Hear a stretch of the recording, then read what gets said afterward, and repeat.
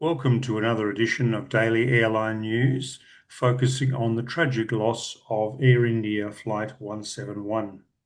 I'm Jeffrey Thomas and delighted to say, joined by my co-host Richard Godfrey in Frankfurt, Germany. Good afternoon, Richard. Good afternoon, Jeffrey. And I'm in Strasbourg, France. So, once again, we've had a large number of comments and questions about Air India Flight AIC 171. In our very first episode on this tragic accident, the first thing we said, the Air India crash is a huge tragedy. As always, our thoughts are with the families and friends involved. The first responders, the rescue workers, the medical staff dealing with this terrible tragedy. One viewer complained that we were only concerned about the aircraft and not the crew and passengers or the people on the ground. Far from it.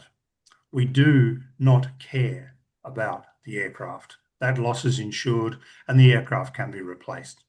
It's meaningless, really, in the context of this. We care about those who lost their lives or are injured. We care that this tragedy does not happen again, and we absolutely care about aviation safety. So let's move on to the viewers' comments and the questions. Papa Mike VC1Q Victor. I actually think that it was better back in the day when we all had to wait for the forensic examination of the wreckage and the expert reports until we speculated on the cause. That said, I'm appalled at this stage. It has not been determined if a safety grounding is in order. Every day, every hour, every flight of these aircraft is at this time a roll of the dice. What's taking so long? Richard, over to you. Well, Papa Mike, a very good point.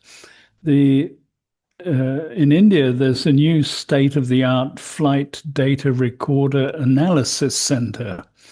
It's officially named the Digital Flight Data Recorder and Cockpit Voice Recorder Laboratory, and it was inaugurated in New Delhi on the 9th and 10th of April this year. Although designed for domestic decoding, the lab did receive the flight data recorder and cockpit voice recorder from the Air India crash, which occurred on the 12th of June. The lab was designed to handle domestic and not international flight recorders and cockpit voice recorders, and all the Indian domestic carriers operate narrow-body aircraft like the Boeing 737 and the Airbus A320, and those aircraft do not use the GE Enhanced Airborne Flight Recorder, the EAFR. Now, when the crash EAFRs combining flight and cockpit recording arrived, the AAIB in India attempted an in-lab data extraction, but the damage from the crash was too severe, and the facility lacked the required sophistication for such a recovery. The Economic Times of India reports a new lab, but an old problem.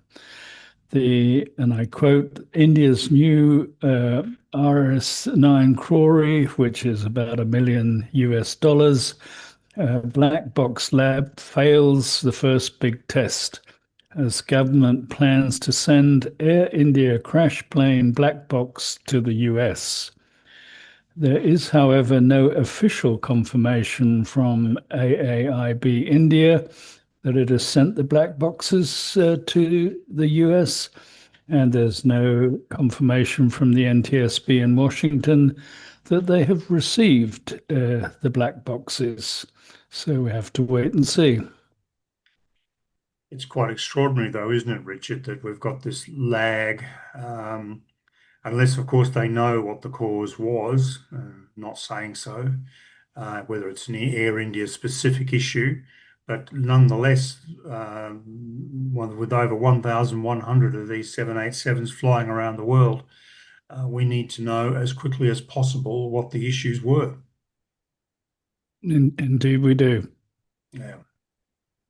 So, Brian M61, I definitely see your point, Mike. I go both ways. On the one hand, this may be a one-off, an extremely rare set of circumstances not likely to occur again before the investigation, or at least the prelim is complete.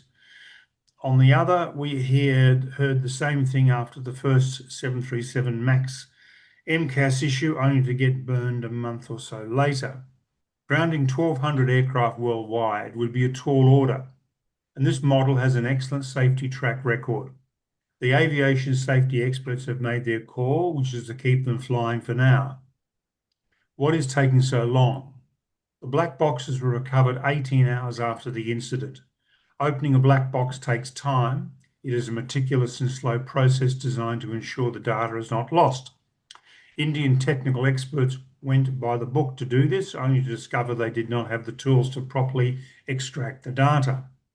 It took another 2 days for them to approve shipping the boxes to the US, in brackets, the NTSB Technical Laboratory in Washington, D.C. The last I heard today, June 23rd, the boxes are still in transit, although I could easily be wrong about that. Once they do reach the lab, it'll be another careful process to get at the data and even longer to analyze it. Aircraft have complex systems and there is a ton of data to go through. NTSB, Boeing and GE will want to make sure they've identified a likely root cause before publishing anything. Richard. Yeah, good point. And thank you for that, Brian. And on top of what Mike already said, the transcript of a cockpit voice recorder only requires the audio recovery.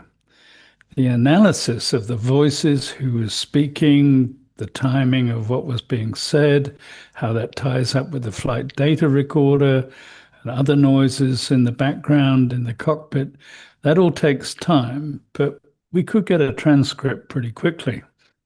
The basic flight data from the flight data recorder, time, position, altitude, airspeed, and track, also only requires the data recovery. The analysis of over 1,000 flight parameters, control inputs, flight envelope, engine health, fuel data, environmental data, and so on, that is what will take the time.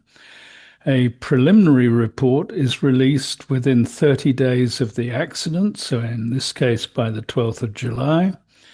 And this report will state the factual information gathered during the initial phase of the investigation.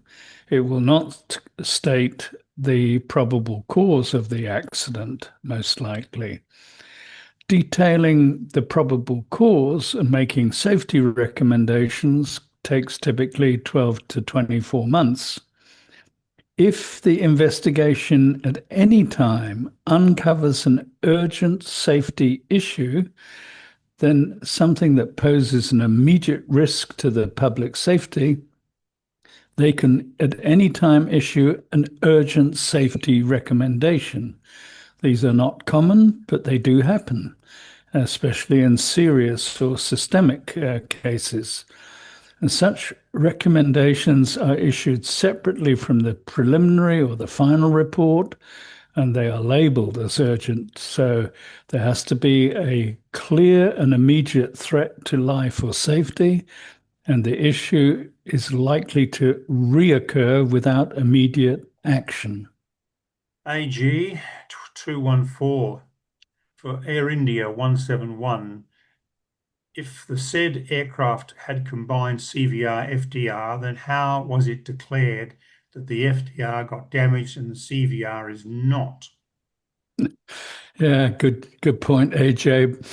It gets a bit complicated. Some EAFRs physically integrate the CVR and the FDR into one single crash protected unit. This is not always the case. And in the Boeing 787, it is two separate units and they're housed separately, but the system is still considered combined because it shares the same functions and the same architecture. So the Enhanced Airborne Flight Recorder, EAFR, is a combined recording system that meets both the CVR and the FTR requirements. And as I say, this is in two separate boxes. So in this case, one could have more damage than the other. When the NTSB get hold of it, they would typically retrieve, analyze, and archive the data together. And the software they use is also considers the whole CVR and FDR data as one system. And GE supplied not only the engines on the aircraft VT-AMB, but also a number of the avionics systems. So Boeing chose GE also for the EAFR because it's already integrated with a number of the avionics systems. David Lewis, 2626, Richard, he asks, apparently the FDR was badly damaged and couldn't be read by Indian authorities. It is currently on its way to the USA. Info courtesy of Indian authorities in a Facebook post this morning. Like to Yeah, comment well, about that? I looked it up, and there was a Facebook comment this morning, but it was an article by Meme News in India, and they're quoting the Economic Times again. So we can give you a link to the Facebook article, and I'll quote from it. India plans to send the severely damaged black box from the Air India Boeing 787 crash to the United States for detailed analysis. Due to extensive fire damage after the plane crash, the data extraction in India has proven unfeasible. The digital flight data recorder will undergo examination at the NTS lab in Washington. Sources unnamed told the Economic Times of India. The findings will be shared with India's Aircraft Accident Investigation Bureau, as international protocols mandate that the country where the incident occurred leads the investigation. It's actually the country where the aircraft is registered, but it's the same thing. While AAIB has established a laboratory at its headquarters in Delhi last year, it is yet to be properly equipped to extract data from recorders that have sustained heavy damage. That's another twist on the story. The NTSB team will carry them to the lab under protection and supervision from Indian officials to ensure the proper protocols are followed. A person, again unnamed, involved in the process told the Financial Daily, that's the Economic Times. So, it's not confirmed, but there are lots of sources willing to leak information. DJM55 says, and Qantas 72 was an Airbus A330. It goes to show that software bugs aren't unique to Boeing. We are over-engineering aviation to the point where the technology becomes an adversary. Well, actually, I think technology is neutral. Over-engineering, as you mentioned, I agree, is a bad thing. But under-engineering can also be a bad thing. Appropriate use of technology can be good. Inappropriate use of technology can be bad. So it depends on how we use technology. And that's the big question.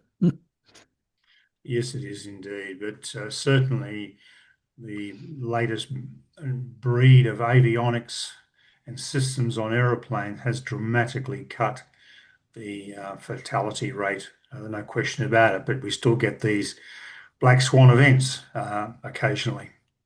Yeah. The JMEB appears Air India used the entire length of the runway, more than any other flights, given proximity to the end of the runway, amount of dust blown into the air on takeoff.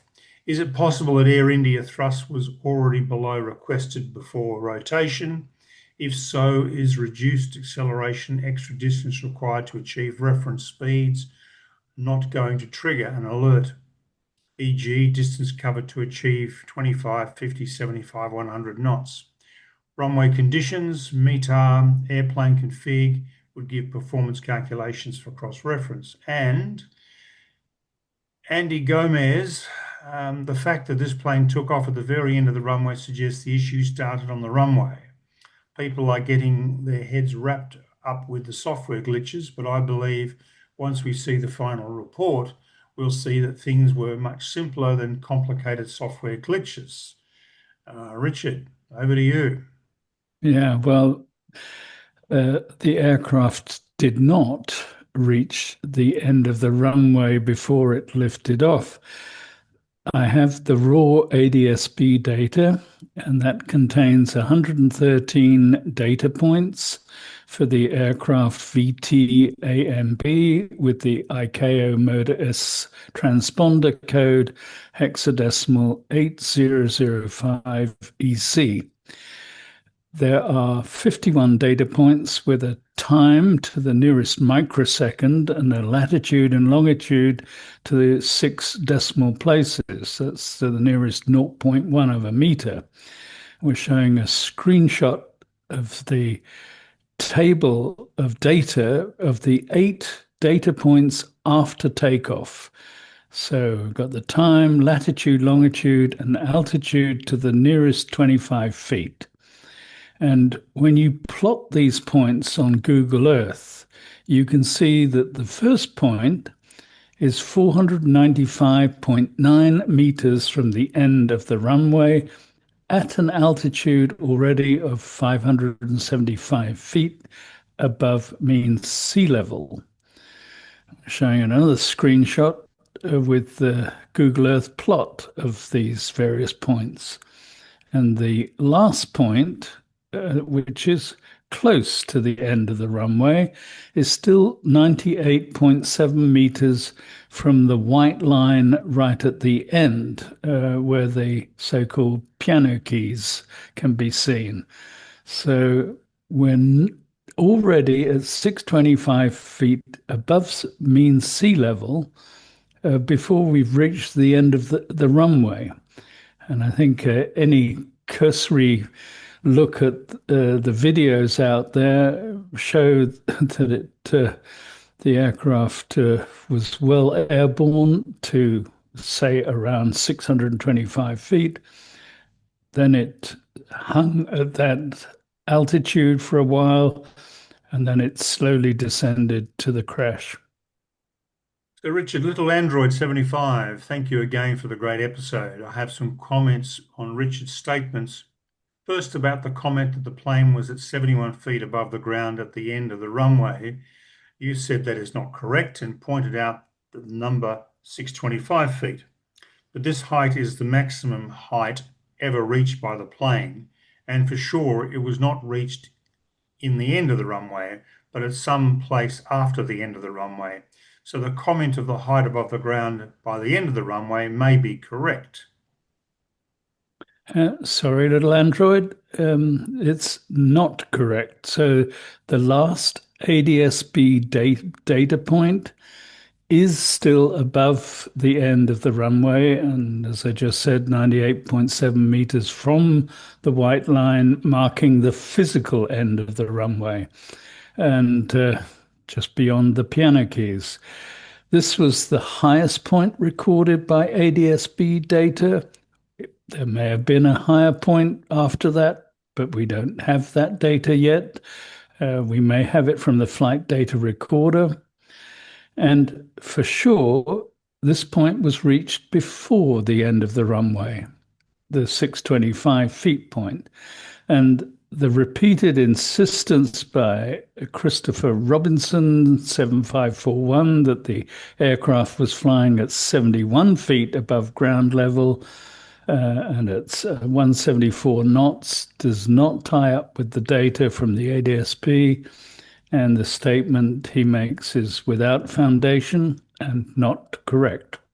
Cap Angel 2. The plane did not fly for 3 days before 171, so most likely all systems were shut off at one point, making after X hours days problems not realistic. Hmm. Yeah, well, uh, we're showing a screenshot of the Flight Radar 24 data from the previous flights of VTAMB. There are 5 flights in the 3 days before the crash, which occurred on the 12th of June. So going back 3 days to the 9th of June, it flew from Delhi to Tokyo.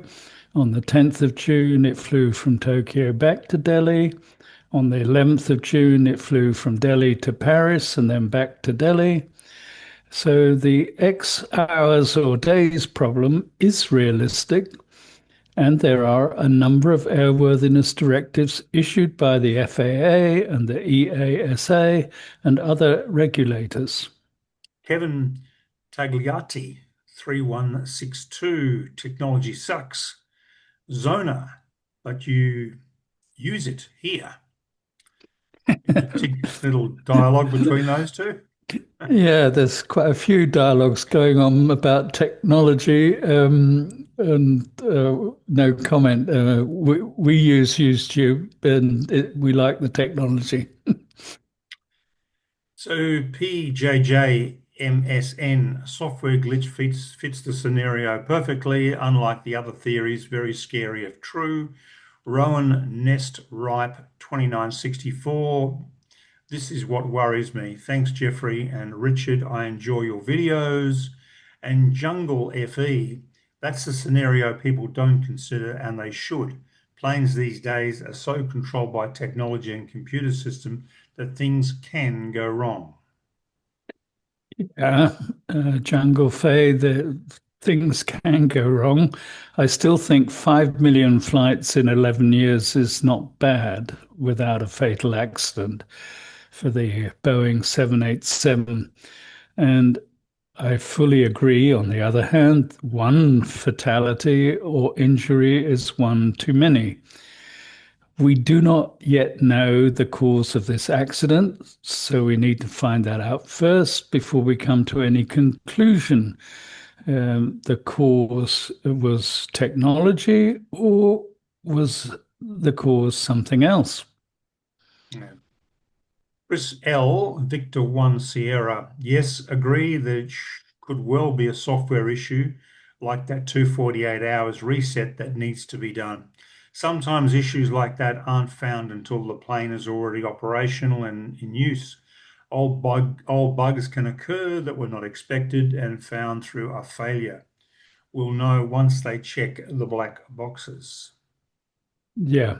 So if a 787 without that software fix stays continuously powered, it's actually 248 days, not hours, but never mind, same point.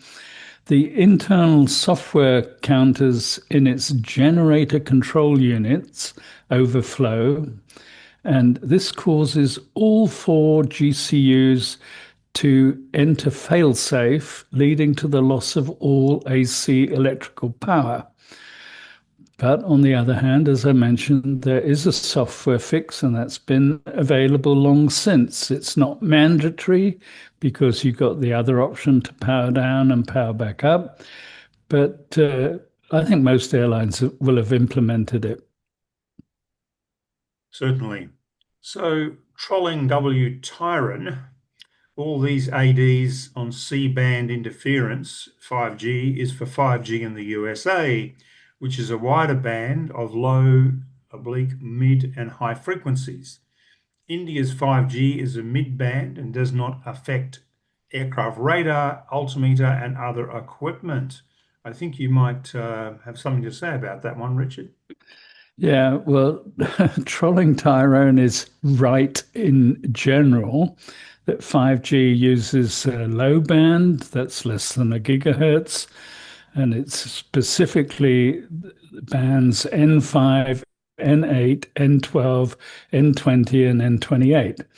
It also uses mid-band, which is 1 gigahertz to 6 gigahertz, And those are bands N1, N3, N41, N77, M78.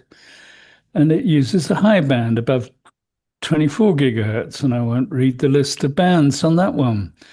The altimeter, the LRRA, uses 4.2 to 4.4 gigahertz, which is mid-band and close to N77 and N78. The US uses N77 and India uses N78 in the mid-band. So the Airworthiness Directive requires operators to update and revise the aircraft systems per the Boeing Alert Requirement Bulletin issued back in the 16th of November 2022. And that states software updates to the auto throttle control and monitoring systems, and also operational checks on the altimeter, performance, and crew alerting related to low speed conditions. The AD was issued by the FAA in the US, by the EASA in Europe, and India's DGCA operates a bilateral aviation safety agreement with both the FAA and EASA, and whatever they say goes also for India. So it's mandatory on this aircraft from Air India. And in Ahmedabad, in India, where the crash occurred, Airtel, Vodafone, and Reliance Jio have rolled out 5G, including the N28 700 megahertz low band, which has a range of about 5 to 10 kilometers, but also the N78 mid band, which has a range between 800 and 2 kilometers, 800 meters and 2 kilometers, I should say, but can be up to 5 kilometers if there's a clear line of sight. We're showing a screenshot of the coverage of 5G in Ahmedabad, and you can see it's pretty well covering the whole map of the city. So there are 5G cell towers operating within 2.1 kilometers of the runway end at the Ahmedabad airport. And you can see from the coverage map, the cell tower map on, you can follow that on a number of websites, and areas like Odhav and Nicol near the airport have cell towers. The Telecom Regulatory Authority in India has a nice website aggregating all of the different providers. Each provider has its own website. We're showing a screenshot from one of the leading global websites on mobile coverage. So I think it's a pretty clear-cut case. It sure is. Well, thank you, Richard, for all that research. And thank you, viewers, for tuning in and listening to us. That's all we've got time for today. Tomorrow, we're going to be back, and Richard is going to walk us through how software is developed and tested, which will be very interesting as a background to what may or may not have happened with the Boeing 787 of Air India's. So viewers, please subscribe to us, please like us, please keep those comments coming, and we do appreciate your support. It's absolutely fabulous. And once again, Richard, thank you for all your work. You're welcome. And please tune in tomorrow.